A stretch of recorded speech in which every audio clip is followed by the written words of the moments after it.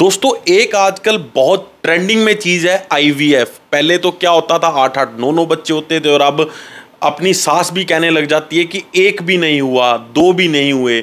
तो सबसे बड़ी बात है क्या एलिजिबिलिटी है। जैसे एलिजिबिलिटी किसी टेस्ट के लिए होती है, जरूर कोई एलिजिबिलिटी जरूर बनी होगी आईवीएफ के लिए, जो आपसे आज हम बेपर्दा करेंगे। और किन के साथ करेंगे, हमारी बड़ी डैशिंग पर्सनैलिटी हमारे साथ डॉक्टर संकल्प जैन मौजूद हैं। और जिनका एक्सपीरियंस तो मैं बात करूं, जिनकी फैमिली का एक्सपीरियंस बात करूं, 10 दशक का एक्सपीरियंस है। आज़ादी के 50 साल पहले से भी ये इस फील्ड में काम कर रहे हैं। सर सबसे पहले तो आपका हमारे चैनल पर स्वागत है। सर इसका भी कोई एलिजिबिलिटी क्राइटेरिया है क्या कि आईवीएफ करवाने जा रहे हैं? कहीं तो शौक में ही करवाने लग गए हैं आजकल।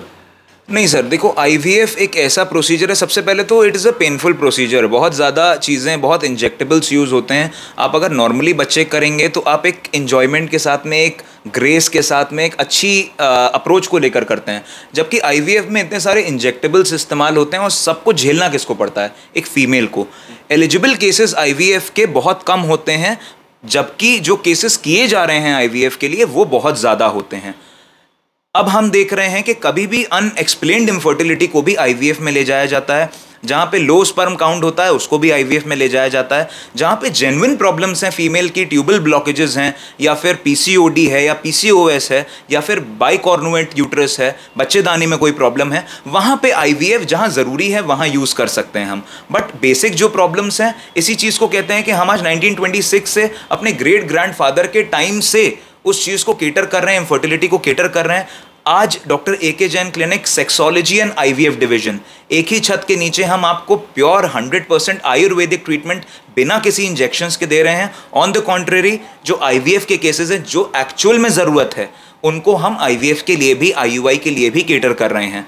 लेकिन इसका सेग्रीगेशन करना बहुत ज़रूरी है, किसको ज़रूरत है किसको नहीं। आप किसी भी आईवीएफ सेंटर में जाते हैं, they are ready to take your amount and they are ready to do your IVF कि सर हो जाएगा। बट 1 साइकिल, 2 साइकिल, 3 साइकिल करने के बाद भी, इतना ट्रॉमा फीमेल के ऊपर होने के बाद भी आपको मिलता क्या है? Failed cycles. तो हम अपनी ओपीडी में ऐसे बहुत सारे फेल्ड केसेस को लेते हैं और लेने के बाद में हमें पता ये लगता है कि सेक्सुअल डिसफंक्शन एक बहुत बड़ी प्रॉब्लम थी, या फीमेल का बहुत अच्छे फॉलिकल्स नहीं बन रहे थे, वो प्रॉब्लम थी, एएमएच लेवल लो था। ये सब प्रॉब्लम्स जब हम देखते हैं तो उसको नॉर्मल आयुर्वेदिक मेडिसिन से, नॉर्मल हमारी पेटेंटेड मेडिसिन से, बिना किसी साइड इफेक्ट के, विद इन अ मंथ और सो हम उस चीज़ को केटर करते हैं। पेशेंट एक बच्चा नहीं, 2-2, 3-3 बच्चे की खुशखबरी लेकर आता है हमारे पास में। सर अगर मैं बात करूं, आपने बता दिया क्या एलिजिबिलिटी है, कभी ऐसा केस भी आया है कि जिसको आईवीएफ की नीड नहीं थी और आईवीएफ कर दिया उसका?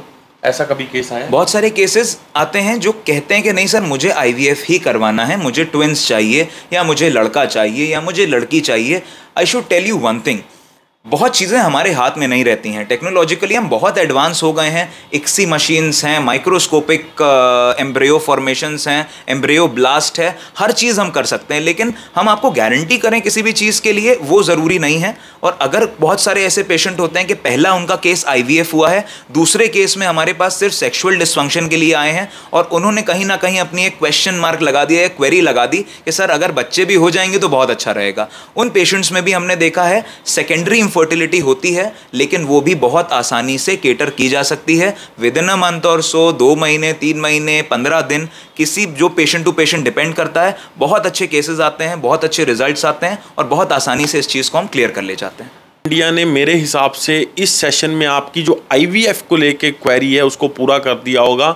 और बिना मतलब कि आप आईवीएफ मत करवाएं। अगर आपको कोई भी सेक्सुअल डिसऑर्डर है, एक बार मेरे कहने पे, डॉक्टर साहब तो कभी नहीं कहते, लेकिन मेरे कहने पे दिए गए नंबरों पे संपर्क कर लें और आप अपनी क्वेरी को पूरा कर सकते हैं।